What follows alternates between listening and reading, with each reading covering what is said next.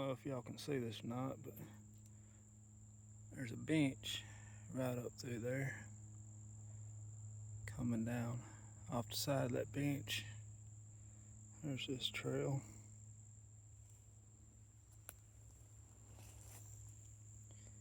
And it goes down into this bottom, around the edge of a thermal hub. Well, right off the side of this, underneath,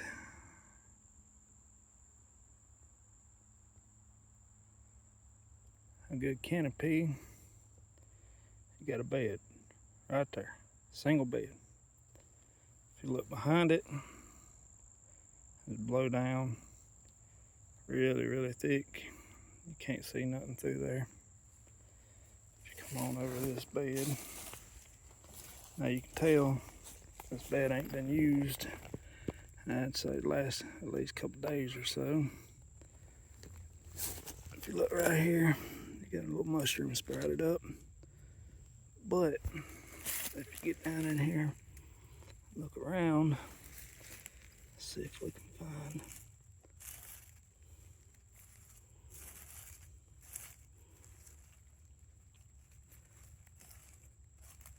there's hair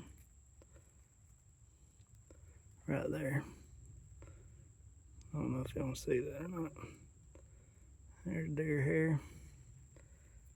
A second ago, I just found something closer to the top of the bed. Doesn't appear I'm gonna find it again. But if you get down in this bed, you look up that direction, you can tell no more than about 5 yards as far as you can see. You look that direction, get another, say 15 yards. Come in behind, that's completely blocked off of view. All the way around, but you focus on this direction.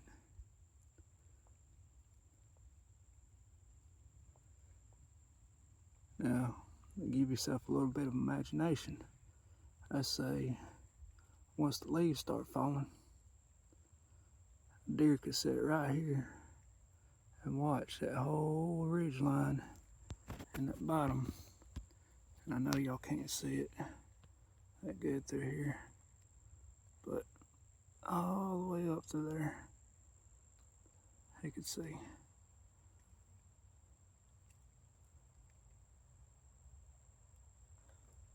All the way up to there. Well, the thing about that is, that particular direction would be the direction anybody coming in here to hunt would be coming from. I know this ain't a very big bed, and it probably hasn't been used in the recent time,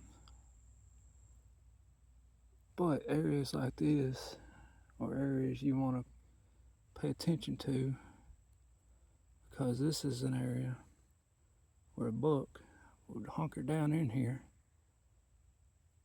come late season, come rut even, because you got a thermal hub and it's pretty steep down there in the bottom. Right now I'm facing, I'd say, northeast.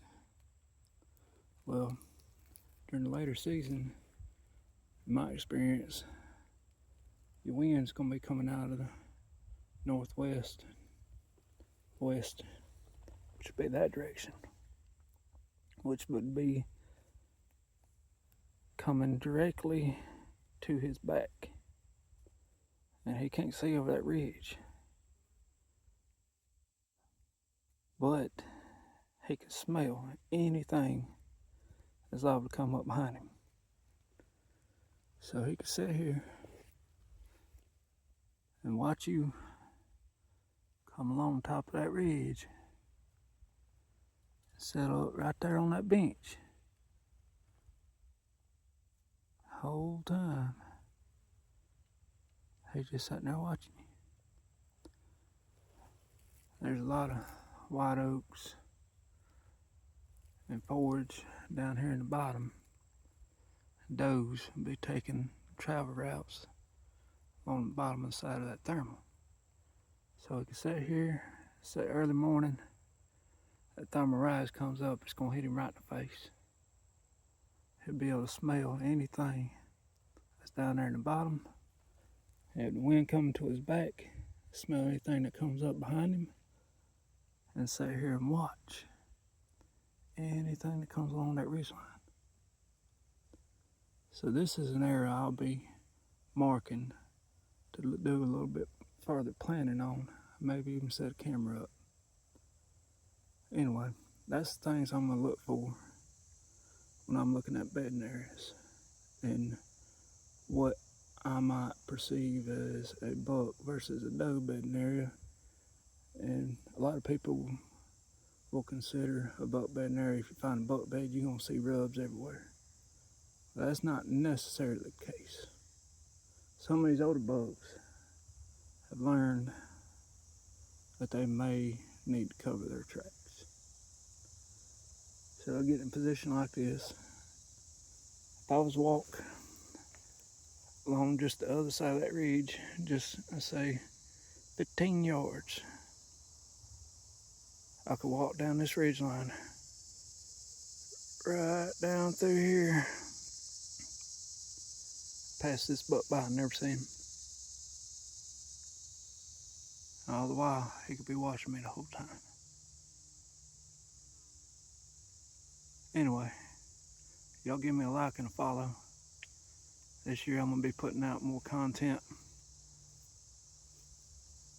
This year I am planning, I am dead set on knocking out the biggest buck I can get.